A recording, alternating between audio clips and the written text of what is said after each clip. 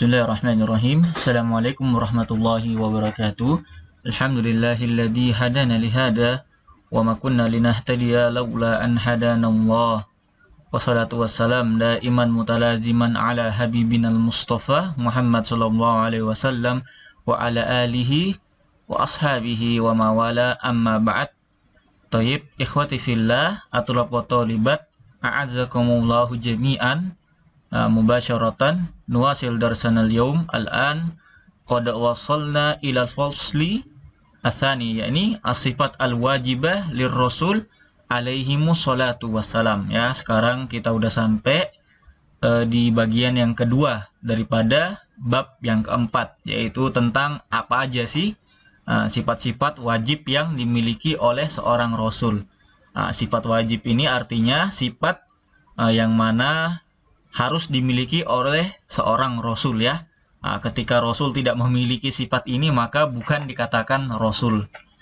Apa aja? Ini yang pertama, sifat al-wajibah arba'ah. Maunya ada tulisan arba'ah di sini.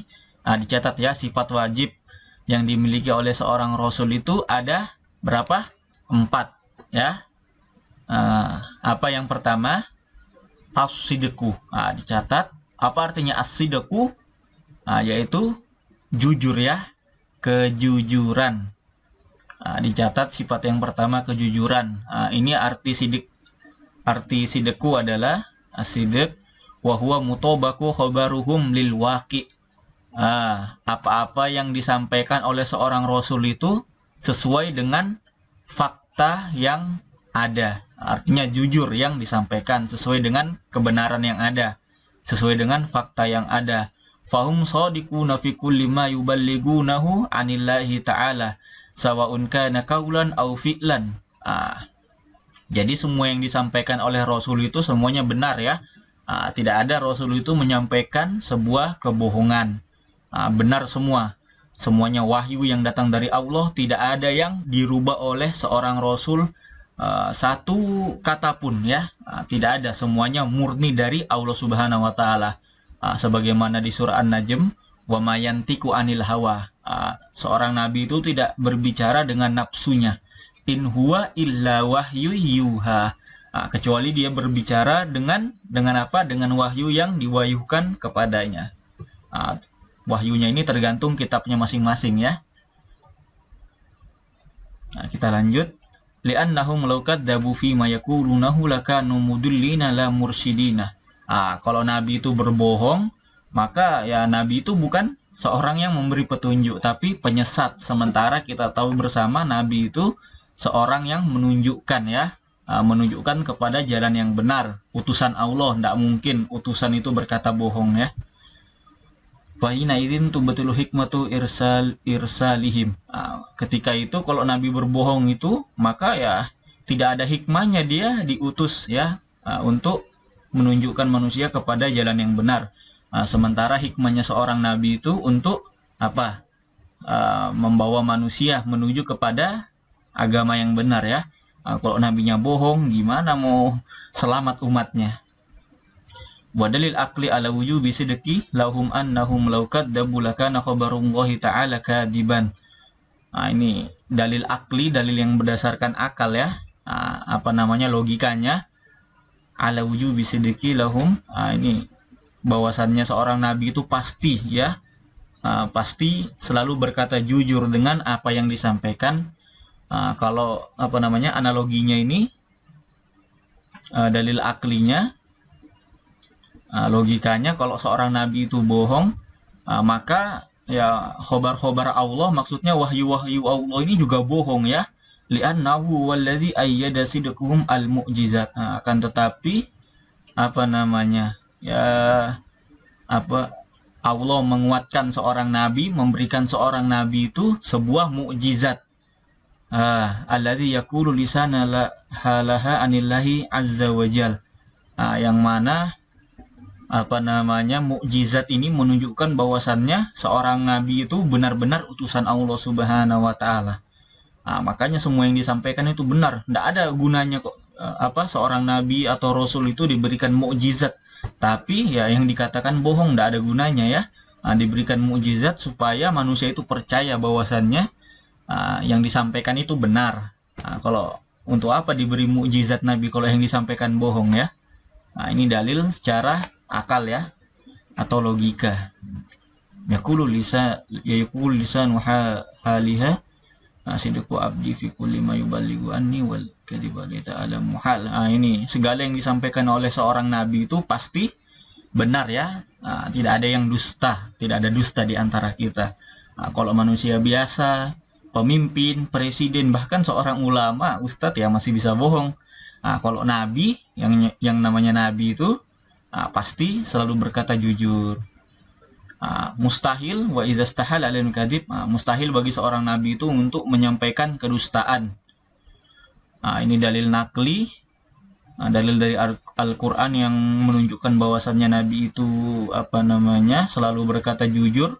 Surah Maryam ayat 41, wadhkur fil kitabi Ibrahim, dan ingatlah yang terdapat di kitabnya Nabi Ibrahim, innahu kana siddiqon. Di sini pakai sigo mubalaghah, siddiqon. Itu benar-benar jujur, bukan hanya jujur, sangat jujur ya.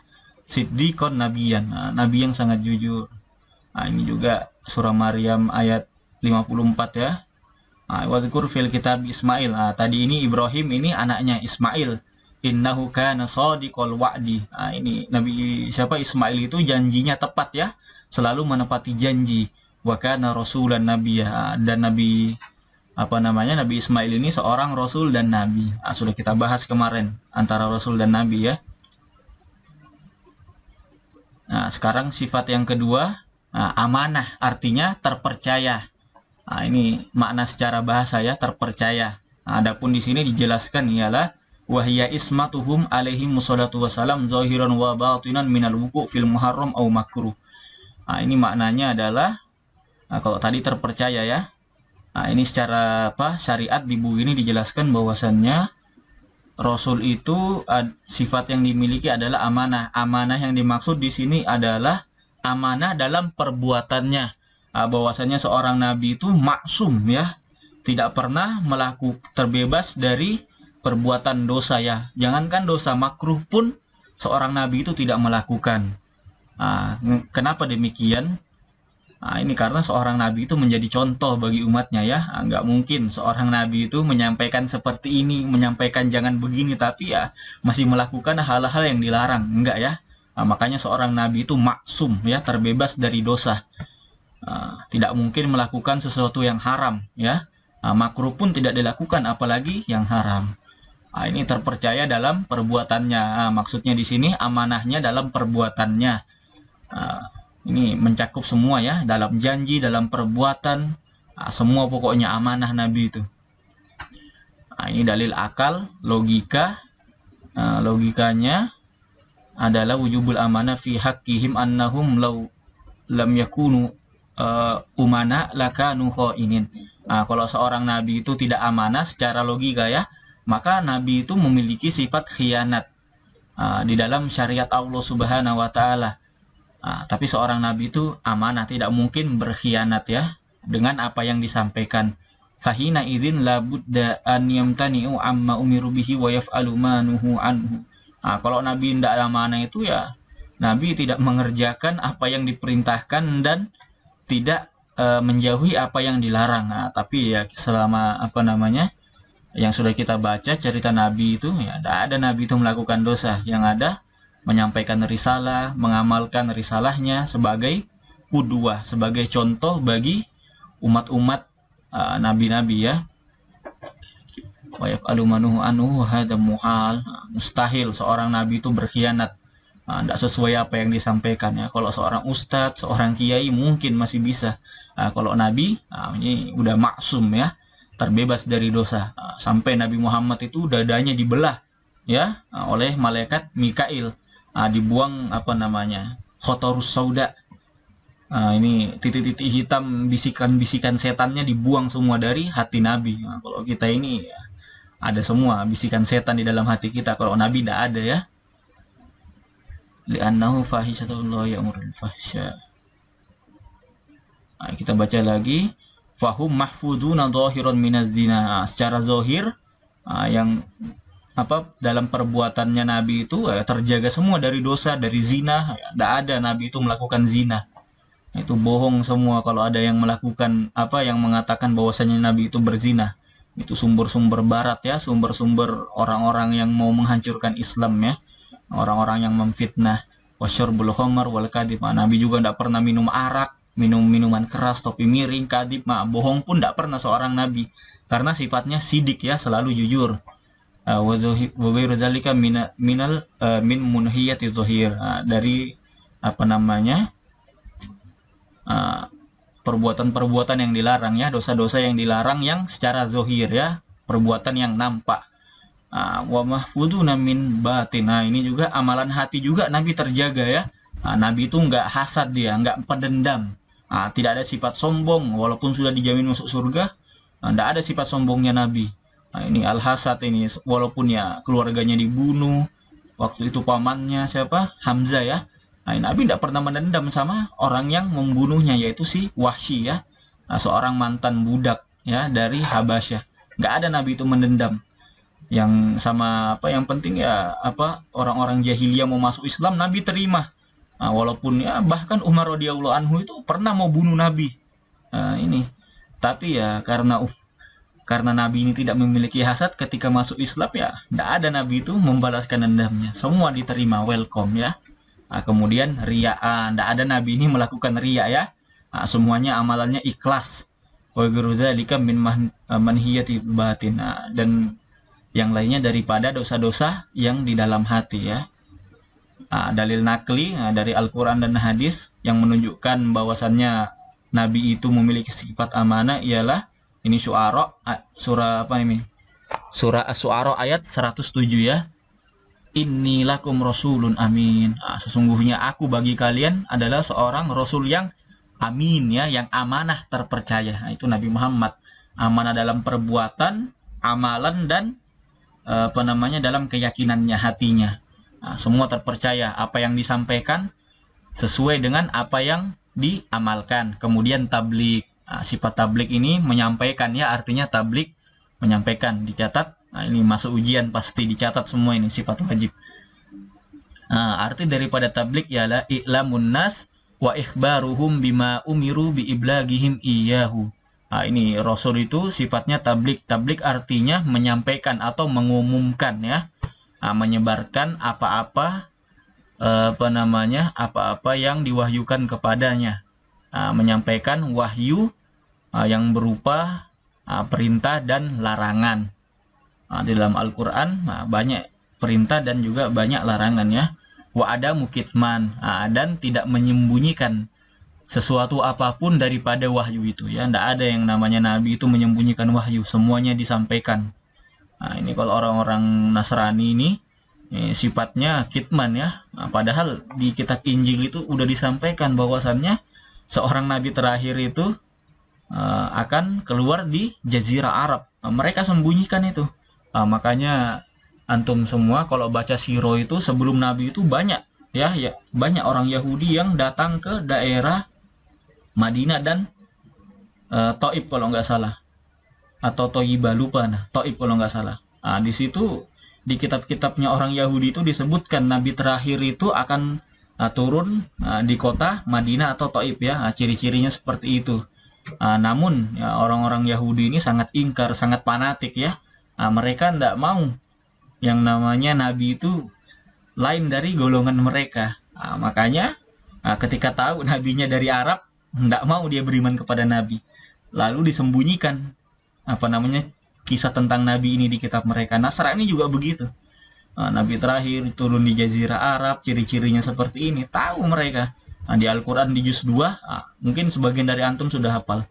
Alladzina atainahumul kitaba ya'rifunahu kama ya'rifuna abna'ahum. Orang-orang yang diberikan kitab oleh Allah, Yahudi dan Nasrani, mereka mengetahui ya, mengetahui ciri-ciri kenabian sebagaimana mereka mengetahui anaknya. Artinya sangat tahu ya. Kalau ibu itu sama anaknya itu walaupun pisah lama ya, yang namanya ikatan anak dan orang tua itu ada ikatan batin ya. Meskipun lama wajahnya berubah, anaknya pasti akan tahu ya kalau itu anaknya. Ini sifatnya orang-orang Yahudi dan Nasrani ini, menyembunyikan kebenaran ya, tentang Rasul yang terakhir. Mustahil ya Nabi melakukan itu ya. Fa inna rasul idza lam yatasib bihadzal sifat batal an yakuna rasulan. Seorang nabi itu kalau tidak mubalik, tidak menyampaikan itu ya tidak dinamakan seorang rasul, karena rasul itu adalah utusan ya. Utusan yang Allah kirim kepada manusia untuk menyampaikan wahyu. Kalau nabi tidak menyampaikan, kalau rasul tidak menyampaikan, tidak ada gunanya ya jadi seorang rasul. Ini yang dulu Ustadz pernah bilang, nabi itu diberikan wahyu tapi tidak menyampaikan. Kalau rasul itu diberikan wahyu dan menyampaikan. Itu takrifnya ulama ya, penafsirannya ulama. Ada juga ulama yang berpendapat bahwasannya seorang nabi itu menyampaikan juga risalah, menyampaikan juga ajaran tauhid ya. Akan tetapi nabi itu pakai syariat rasul ya. Kalau rasul punya syariat sendiri. Seperti itu bedanya. Ini anak rasa yang kedua ini lebih tepat ya. Wa dalil aqli ala wujubi tabligh fi haqqi man awla dalil aklinya, kalau seorang nabi itu tidak menyampaikan kepada manusia syariat, lakanu katimina laha, maka ini nabi itu menyembunyikan wahyu. Sementara nabi itu ya kita ketahui bersama ajarannya sampai semua kepada kita, tidak ada satupun yang ditutupin ya. Langsung aja ke dalil naklinya. Ini surah An-Nisa ayat 165. Rusulan mubasyirina wa munzirin. Rasul itu mubasyir, menyampaikan kabar bahagia, dan munzirin, peringatan ya. Li'alla yakuna linnasi 'alallahi hujjatan, supaya tidak ada hujah manusia atas Allah Subhanahu wa taala. Tidak ada alasan lagi. Dulu Nabi tidak pernah nyampaikan ini ya, tidak ada alasan ya. Kita udah belajar Al-Quran, udah banyak ustadz, apalagi di YouTube, di Facebook, udah banyak udah ceramah, nggak bisa kita beralasan kecuali ahlul fatro ya. Ahlul fatro itu ya mereka yang belum didatangi oleh seorang rasul ya, masih primitif, tidak pernah kenal rasul, tidak pernah kenal apa. Mereka ini terbebas dari azab ya. Kalau kita ini enggak ya, apalagi udah di pondok, harus beriman kepada Allah. Ini dalil yang lain juga, Al-Maidah ayat 76. Antum baca sendiri, ini satu udah buka. Ini dia dalilnya, antum baca sendiri ya. Artinya langsung juga enggak apa-apa. Kurang lebih sama ini. Yang terakhir, sifat wajib dari seorang rasul ialah al-fatanah. Tadi yang pertama sidik, jujur, yang kedua amanah, yang ketiga tablik, sekarang yang keempat fatonah, yaitu at-tafattun wa kamalul zaka, kecerdasan yang sempurna. Catat, kecerdasan yang sempurna.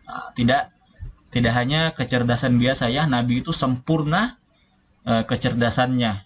Makanya ketika seorang Nabi berkata itu, Masya Allah, kalamnya itu, perkataannya sedikit tapi maknanya luas.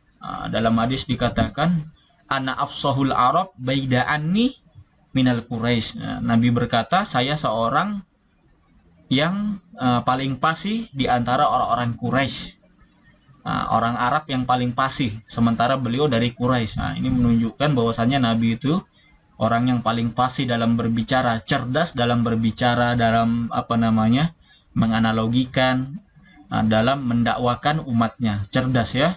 Tidak barbar Nabi itu, lembut, pokoknya sesuai dengan yang didakwakan ya.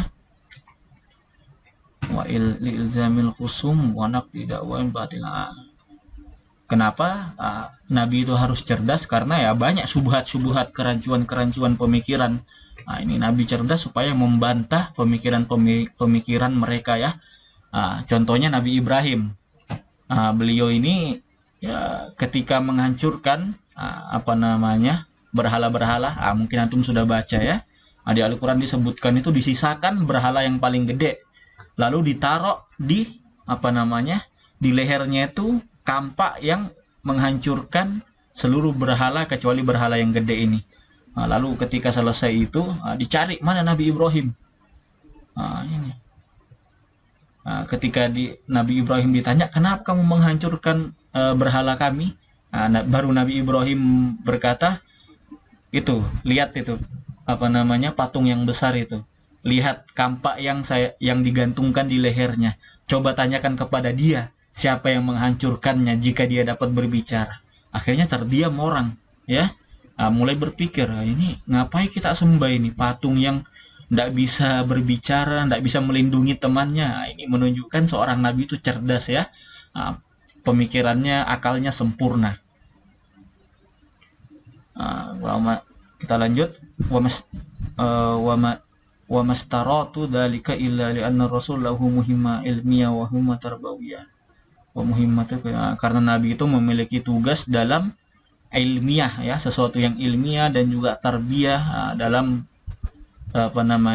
mentarbiyah umatnya, mendidik umatnya. Harus cerdas nabi itu. Tidak hanya menyampaikan Al-Quran hadis, tapi membentuk umatnya ini. Kita lihat, ya, seorang nabi ini, Masya Allah, cerdas sekali nabi ini. Yang dulunya Nabi Muhammad ini yang dulunya Arab ini barbar, yang tidak pernah diperhitungkan oleh orang-orang orang-orang terdahulu itu. Kerajaan-kerajaan terdahulu tiba-tiba bisa menguasai 2/3 dunia, ya. Ini Masya Allah ini. Yang kehidupannya jahiliyah bodoh, barbar, ya, saling bunuh satu sama lain.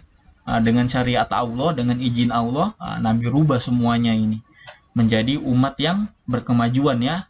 Masya Allah, apalagi antum lihat, ya, di zaman Abbasiyah ini, ya, karena karena Al-Quran dan hadis ini yang didalami maknanya, dipelajari secara teliti oleh ulama, akhirnya bisa menciptakan penemuan-penemuan yang mana menjadi dasar, ya, daripada penemuan modern, ya.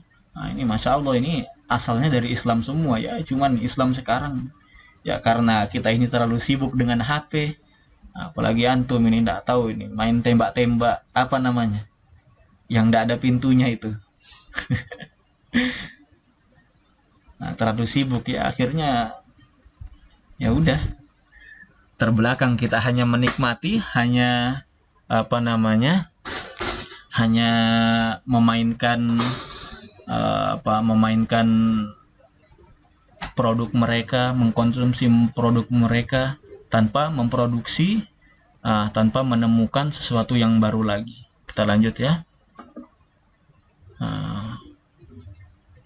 Ini dalilnya, dalil akli, ya, secara akal, logika, yang menunjukkan bahwasannya Nabi itu cerdas.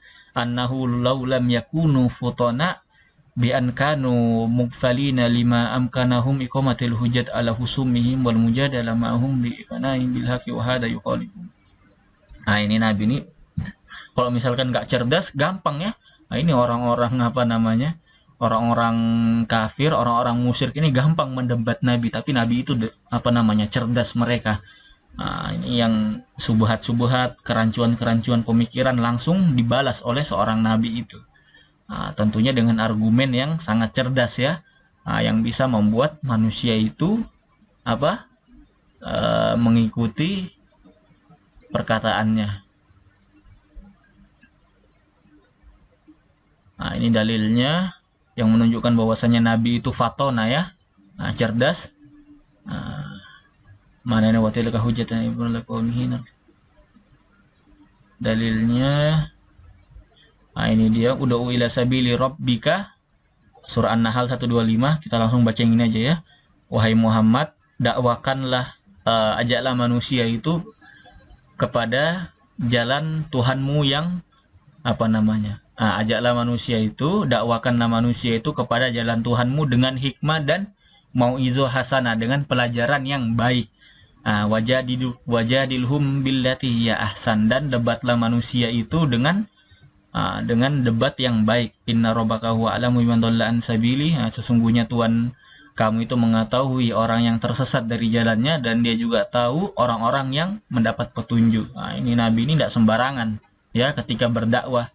Punya strategi, punya cara, yang tentunya caranya itu penuh dengan hikmah dan pelajaran yang baik, ya. Tidak asal-asal langsung kamu masuk neraka, kamu kayak gini. Tidak, ya. Dakwanya lembut, sehingga banyak orang yang masuk Islam. Nah, ini saja. Minggu depan kita bahas sifat mustahil ya. Lawan daripada sifat yang tadi di pertemuan depan. Hadanallahu wa iyyakum. Subhanakallahumma wa bihamdika asyhadu an la ilaha illa anta astaghfiruka wa atubu ilaik. Wassalamualaikum warahmatullahi wabarakatuh.